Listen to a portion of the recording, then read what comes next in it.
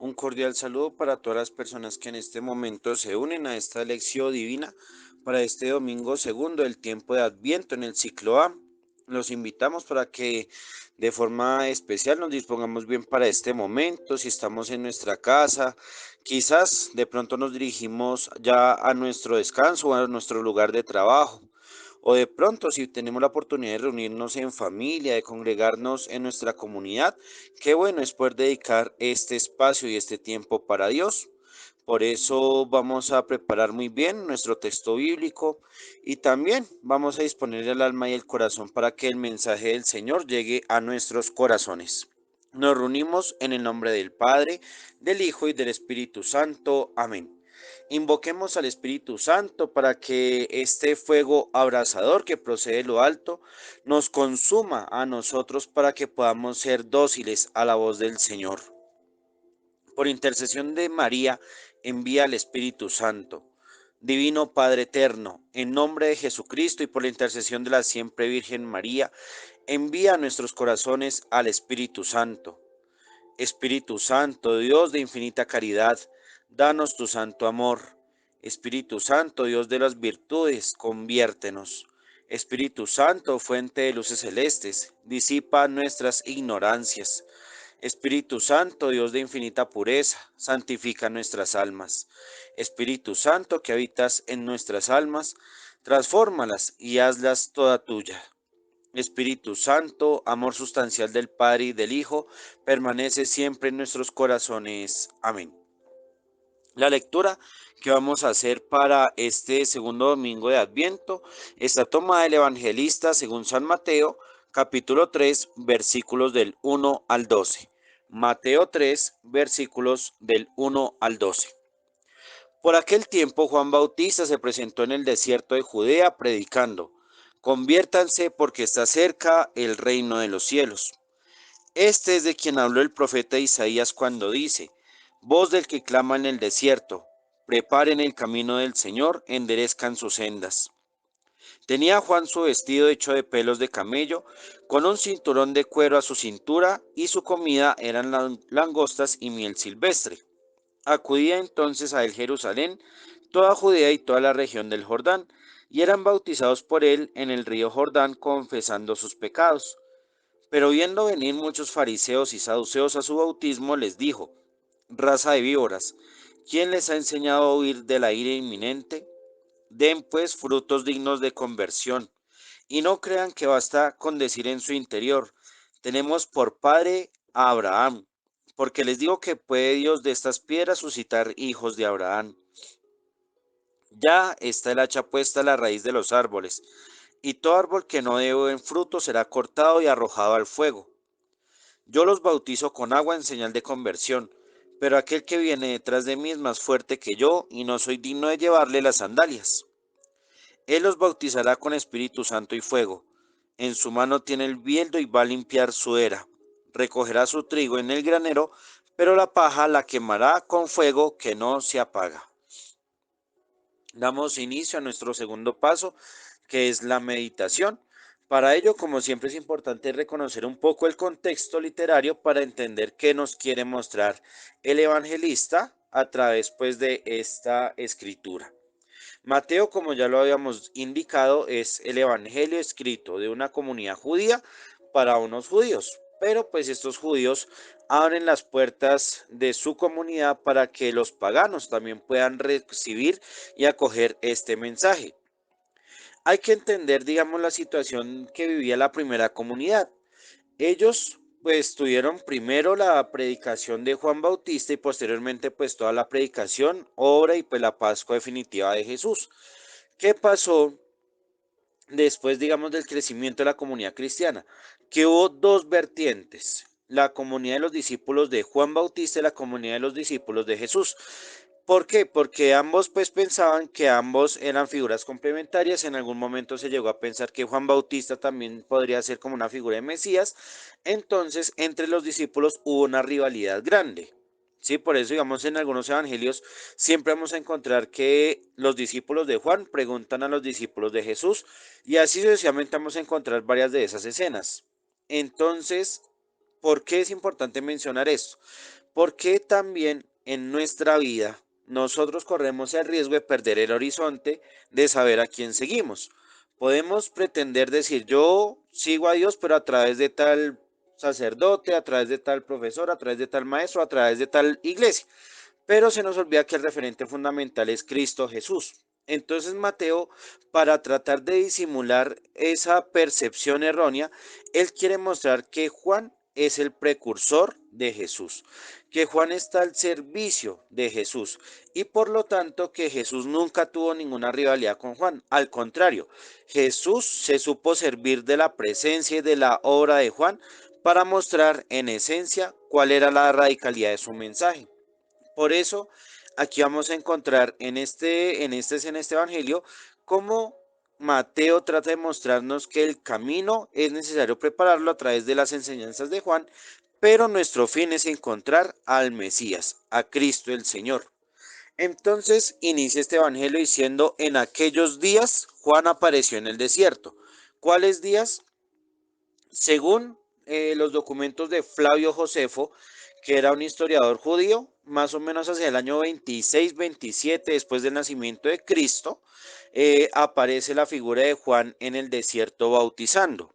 Sigamos las fuentes extrabíblicas, nos comentan que era un hombre con una considerable cantidad de discípulos, era un personaje que estaba dedicado justamente a la enseñanza, a la conversión. Él hacía parte pues de una familia sacerdotal, algunos lo consideran como un esenio, dado que pues implica muchas de sus renuncias. Entonces, esto frente a la figura de Juan. ¿Qué nos muestra Mateo en este evangelio? Que Juan está en el desierto.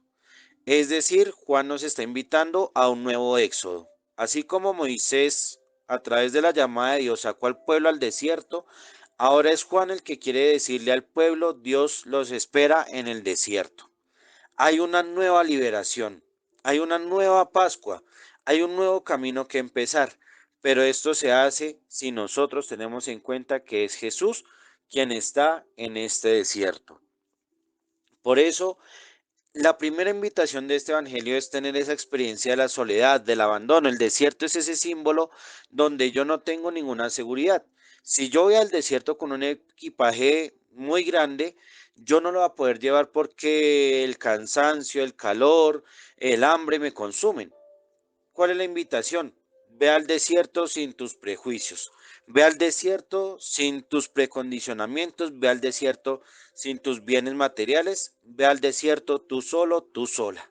Este tiempo de Adviento es justamente esa experiencia del desierto, de redescubrir cuál es mi esencia, redescubrir en qué he puesto mi fe. Por eso el mensaje de Juan es claro, conviértanse porque ha llegado el reino de los cielos. El texto hebreo nos dice metanoia, la conversión como un cambio de mentalidad. Es decir, tienes que cambiar tus esquemas mentales, tienes que cambiar tus paradigmas, tienes que replantear la forma en la que tú ves el mundo, en la que tú ves a Dios, inclusive en la que tú te ves a ti mismo. Eso es la metanoia desde el texto griego. Pero el verbo hebreo es shub, y este shub significa volver a Dios. ¿Cuál es la particularidad de este verbo? Que es un verbo que se conjuga únicamente en pasivo, es decir, hay un agente que provoca este verbo, es decir, no es una iniciativa del sujeto, sino que viene obviamente por otro sujeto. ¿Eso qué significa? Que Dios es quien mueve a la persona a volver hacia sí. Podemos recordar las palabras de Oseas, yo los atraeré con lazos de amor hacia mí. Entonces la conversión es un propósito personal de decir yo quiero cambiar, yo quiero mejorar, porque eso se puede dar por muchas cosas. Primero porque de pronto puede haber un premio.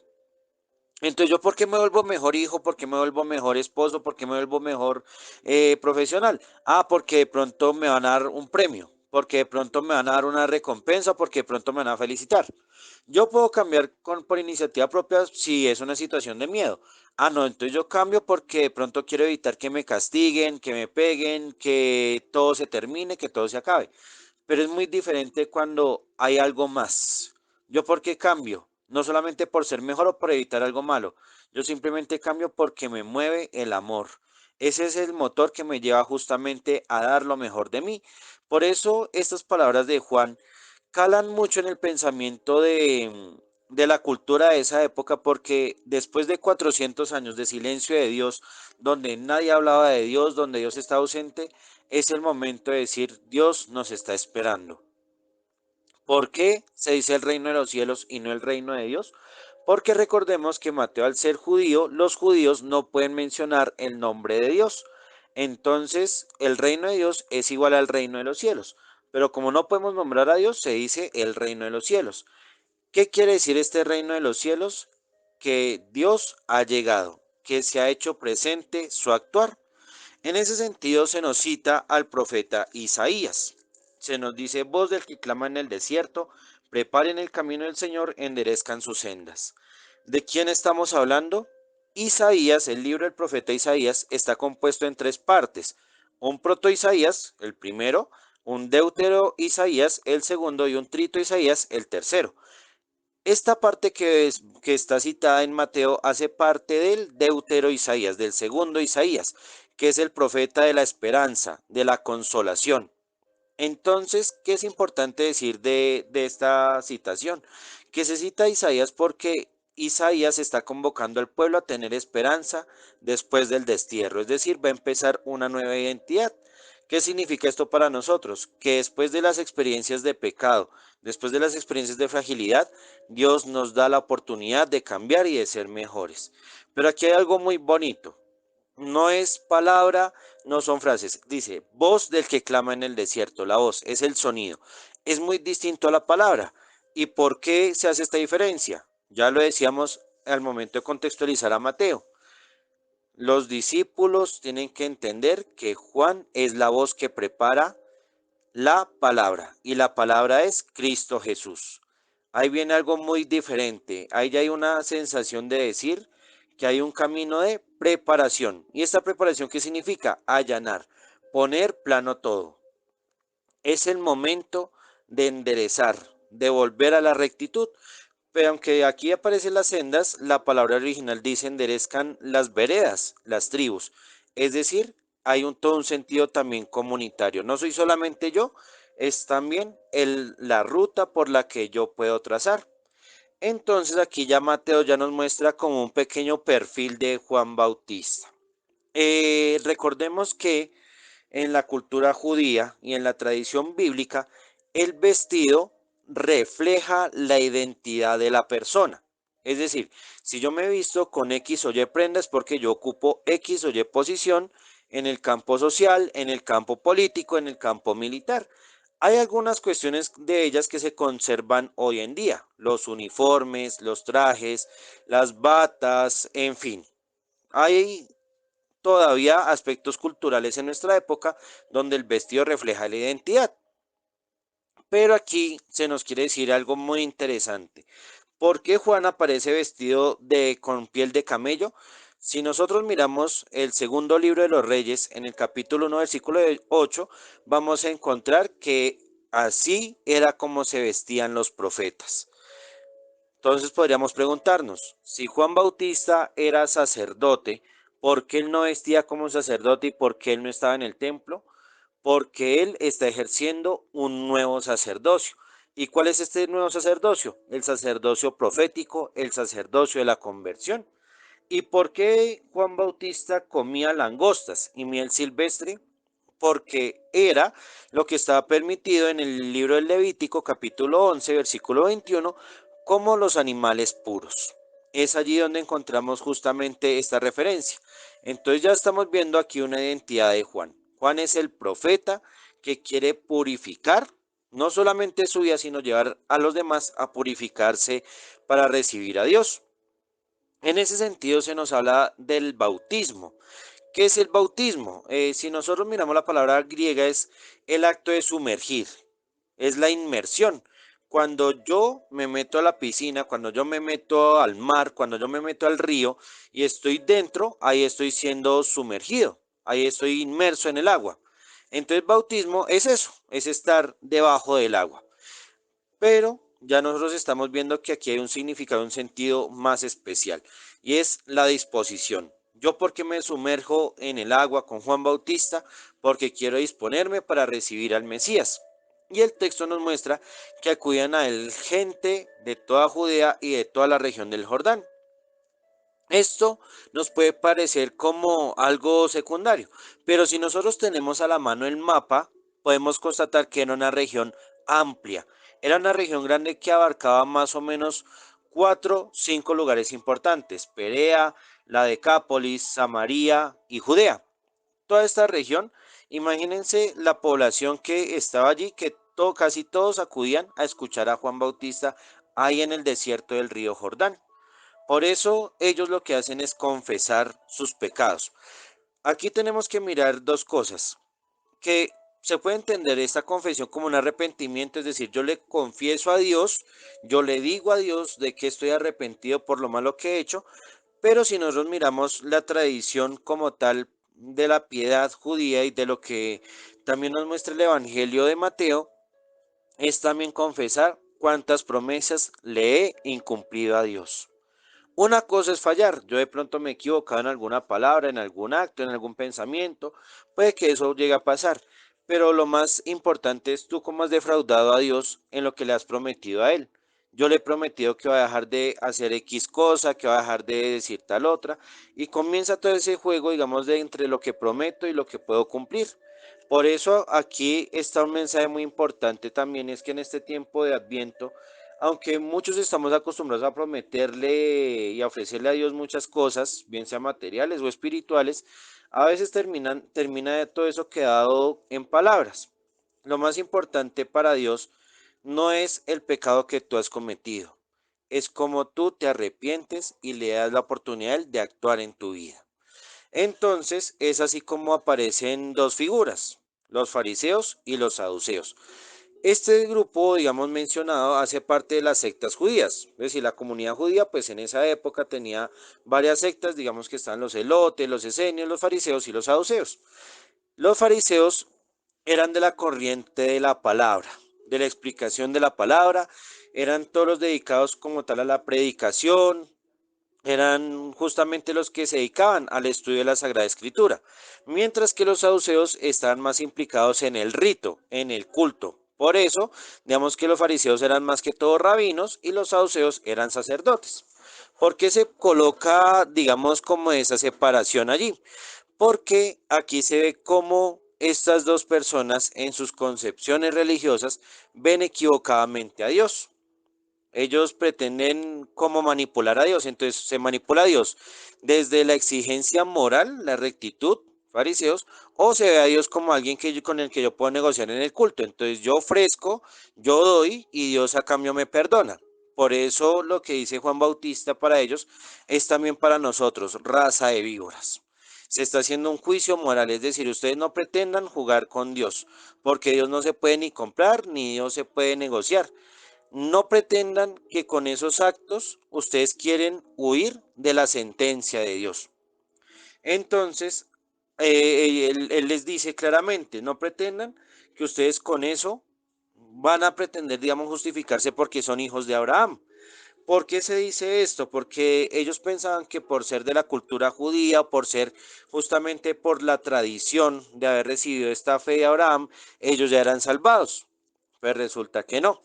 Aquí Mateo lo que está queriendo decir en Juan es que Dios no espera que tú digas que crees en Él. Eso se demuestra como en los frutos que tú das, en los productos que salen de tus acciones. Entonces, por ejemplo, si yo veo un árbol de manzanas, pues yo qué espero, que me dé manzanas. Es decir, el fruto del árbol procede de su naturaleza. Yo no puedo pedirle al árbol de manzanas que me dé uvas, porque las uvas no son de la naturaleza de las manzanas. Y así sucesivamente. Entonces, ¿qué va a pasar? Que si yo veo en ti que eres hijo de Dios, pues ¿qué frutos tienes que mostrar? Los que son de Dios. Si tú eres una buena persona humana, pues yo qué espero, obras humanas y humanizantes. En ese sentido comprendemos que la salvación no se hereda. La salvación se da en la medida que tú dejas que Dios actúe en tu vida. Por eso el símil que se coloca del árbol, ahí que ya está puesta el hacha en la raíz, es el símbolo de la radicalidad. O sea, este es el momento de empezar a cortar de raíz con todas aquellas situaciones que no te permiten ser una buena persona, que no te garantizan que estás viviendo como hijo de Dios. Y arrojar al fuego no es un símbolo de destrucción, ¿sí? Muchas personas a veces, digamos, como que caemos en una interpretación un poco legalista, un poco, pues, de ver a Dios como un juez, como un legislador. No, arrojar al fuego, ¿qué significa? Purificar. Cuando nosotros ponemos los alimentos en el fuego, cuando ponemos ciertos objetos en el fuego, ahí vemos que se transforma la materia. Entonces, ese es el momento de dejar que te transformes tú, que le puedas dar la oportunidad a Dios de que convierta en ti un hijo, una hija de Dios. Para eso, Juan Bautista dice, ya viene uno que es más fuerte que yo. Hay uno que viene detrás de mí o que existía primero que yo. Él viene justamente a bautizar con Espíritu Santo y con fuego. Entonces él dice, yo bautizo con agua, es decir, un signo externo. Yo estoy preparando para que ustedes inicien un camino. Sin embargo, él va a transformarlos desde adentro. Él va a ir a su esencia. Él quiere mostrarles algo mejor. Por eso él dice, yo no soy digno de llevar las sandalias. Nosotros habíamos dicho en alguna lección divina que las sandalias eran pues el símbolo de la ley del levirato, donde la esposa, pues digamos que perdía a su esposo, pues se casaba con su cuñado y si no aceptaba, pues ella tenía que quitarle las sandalias y declarar ante los demás que él no quería cumplir con la ley. Aquí Mateo hace la distinción de Juan Bautista, decir que él no es portador justamente de eso. El llevar las sandalias es el signo del discípulo. O sea, yo ni siquiera me considero digno de seguirlo. Yo ni siquiera me considero digno de estar a su servicio. ¿Y esto por qué pasa? Porque ya, como lo hemos visto, Jesús es el Hijo de Dios. Juan es el profeta que anuncia este Hijo de Dios. ¿Y qué va a hacer Jesús? Va a limpiar el tiempo, va a purificar este momento. Él va a recoger el trigo en el granero, es decir, va a recoger todas esas obras y las va a guardar en el corazón de Dios. Pero todo aquello que no está bien, es decir, el símil de la paja, lo va a quemar con fuego, es decir, que lo que no sirve en ti va a ser destruido. Por eso es importante que en este tiempo nosotros podamos justamente escuchar a Juan en el desierto, que podamos cambiar nuestra mentalidad, que podamos volver a Dios, para que seamos voces de esperanza. Pero lo más importante, para que siempre procuremos tener clara nuestra identidad, que no juzguemos a los demás y que por el contrario demos frutos de amor a través de nuestras obras, dejándonos bautizar por el Espíritu Santo. En ese sentido, vamos a iniciar este tercer paso con la oración. Señor, déjame buscarte en el desierto de mi vida. Es allí donde quiero reparar mi camino, orientar mi existencia, encontrar el reino que me tienes prometido. Que mi traje sea el servicio, la solidaridad, la fe, la coherencia. Dame la serenidad y fortaleza para reconocer mis errores, mis debilidades, confesar mis culpas, arrepentirme de las situaciones en las que me he olvidado de lo que soy, de lo que me has regalado con tanto amor. Concédeme la gracia de dar frutos dignos de conversión, que mis obras reflejen que soy tuyo. Permíteme ser inmerso en el fuego de tu espíritu, para que se renueve mi pensar y mi sentir. Amén. Ahora en este cuarto paso, la contemplación, vamos a vivir este encuentro con Dios. Primero a nivel personal, ¿cómo reconozco mi desierto? ¿Cómo reconozco las situaciones en las que me abandono ante Dios? Y voy a experimentar esa oportunidad en la soledad para saber quién soy, cómo estoy, qué me falta. Pero también es el momento de escuchar las voces que preparan el camino. Esas voces que como Juan Bautista aparecen en mi vida para decirme qué tengo que mejorar, qué tengo que hacer para cultivar a Dios y en la comunidad. Yo qué tengo que reparar en mi hogar, en mi trabajo, en mi lugar de estudio, qué debo vigilar en mi vida, qué debo proteger, qué debo construir. Esto implica limpiar, purificar mis pensamientos, mis palabras, mis acciones. ¿Y cómo juntos vamos a volver a Dios? Démonos este espacio de contemplación. Si quieres, pausa este subsidio y haz tu encuentro a solas con Dios. Para sintetizar lo que el Evangelio de este domingo nos propone, vamos a hacer esta síntesis de la lección divina ante Dios. ¿Cómo recuerdo mi camino? ¿Cómo recuerdo esa propuesta que Él me ha hecho en su amor? Conmigo mismo, cómo renuncio y cómo fortalezco mi vida, mi ser y cómo justamente camino en esta experiencia del desierto, pero también con mis hermanos, cómo soy testimonio de fruto de amor, cómo puedo brindar con mis acciones que soy una persona coherente, llena de Dios. Ahora es tu turno y hemos llegado al quinto paso de la acción. ¿A qué me invita la palabra? ¿Qué haré esta semana para cultivar lo que Dios ha hecho en mí? ¿Cómo voy a estar dispuesto para el Espíritu y el fuego de Dios? Pausemos y pensemos en este momento. Ahora, continuando con esta lección divina, vamos a hacer una síntesis de esta lección. Primer paso en la lectura. ¿Qué dice el texto? ¿Qué enseña Juan Bautista? ¿Cuáles son las palabras con mayor significado en mi vida? En la meditación. ¿Por qué Juan habla de la conversión? ¿Para qué se menciona la distinción de los dos bautizos? ¿Por qué es importante preparar el camino? En el tercer paso, la oración.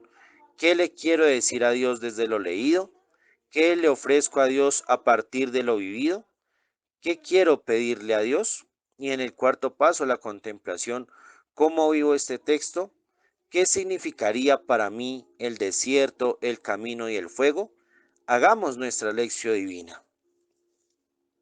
Ahora, en esta presencia de la Virgen María, vamos a hacer nuestra oración para que ella, que es también protagonista en este tiempo, nos ayude a preparar ese camino ante Dios para poder recibirlo como ella en nuestro ser. Salve Reina de los cielos y Señora de los ángeles. Salve raíz, salve puerta que dio paso a nuestra luz. Alégrate Virgen gloriosa, entre todas la más bella. Salve agraciada doncella, ruega a Cristo por nosotros. Amén. No dejemos de lado la recomendación que hacemos desde este subsidio. Acudamos a nuestra iglesia, celebremos los sacramentos, la Eucaristía, participemos de la liturgia y alabemos a Dios con nuestro canto, pero también con nuestras acciones. En el ámbito de la fe, cultivemos la oración, nuestro encuentro con la Biblia y contemplemos a Dios en toda nuestra historia, en toda nuestra vida. No dejemos de lado la caridad, ayudar, ser empáticos con los demás. Si podemos compartir nuestros bienes, nuestro servicio, hagámoslo en el templo o también con alguna persona necesitada. Y finalmente, en el ámbito de la esperanza, demos testimonio de vida. Suscríbete a este canal y comparte este subsidio. Recuerda que la palabra de Dios se lee, se ora, se celebra y se vive en comunidad. Que el Señor misericordioso nos bendiga en el nombre del Padre, del Hijo y del Espíritu Santo. Amén. Una feliz jornada para todos y bendiciones en el Señor.